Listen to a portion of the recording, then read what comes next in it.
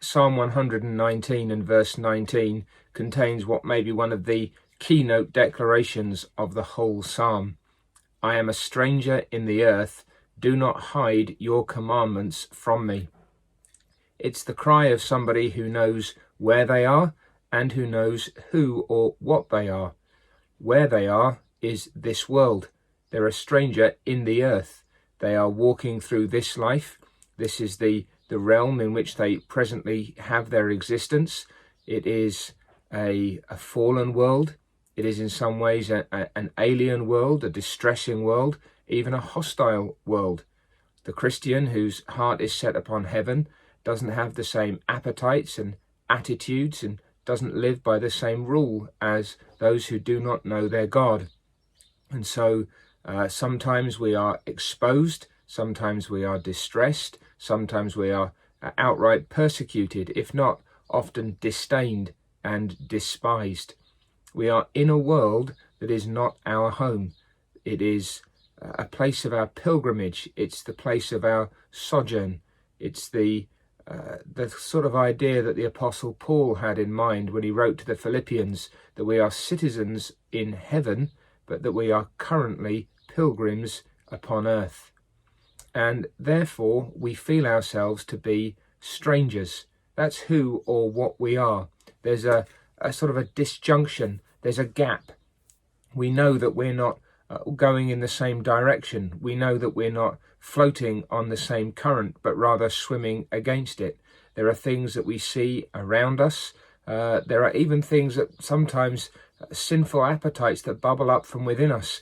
And we know that these don't belong in us, and we don't want to be a part of what is going on around us. It's distressing to us. It is distasteful to us, not in a sneering way as if we look down our noses at people, but it's the language that's used later in the psalm. Rivers of water run down from my eyes because men do not keep your law. So if that's what or who we are and where we are, strangers in the earth, what is the cry of the believer's heart? Do not hide your commandments from me. If we're to make our way as godly men and women through this world, then we need God to teach us. He's made his will known. He's revealed those laws, those statutes, those testimonies. He's told us what pleases him. He's shown us the way of righteousness. And we're pleading then in this psalm with the believer of so many years ago that God will show us the way in which we should go, that by his word he will instruct us, by his spirit he will open our eyes. That's where we should turn, to the word of God in dependence upon the Spirit of God, asking the Lord not to hide his commandments from us. Sometimes we're confused, sometimes we're distressed, sometimes we're under pressure. What do? We need to go to God and we need to ask him to teach us his way, to show us the way in which we should go, to direct us in his paths. And again, the psalm is full of appetite both to know and to do the will of the Lord. This then needs to be our prayer, especially in days like the ones we're living through.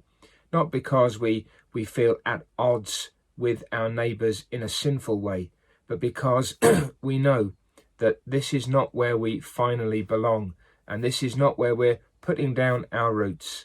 In the language of the old hymn, earth is our lodge, but heaven our home. And we want to be guided there by the God of heaven.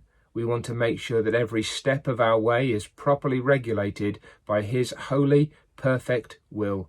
We want to know what it is, and so we cry out to him, do not hide your commandments from me. Teach me, show me, lead me, guide me. It's a confession that we have not wisdom of our own, but that we desire and expect that the God of heaven will give us the direction that we need as strangers in the earth to walk in his ways, safe, holy and happy all the way to heaven.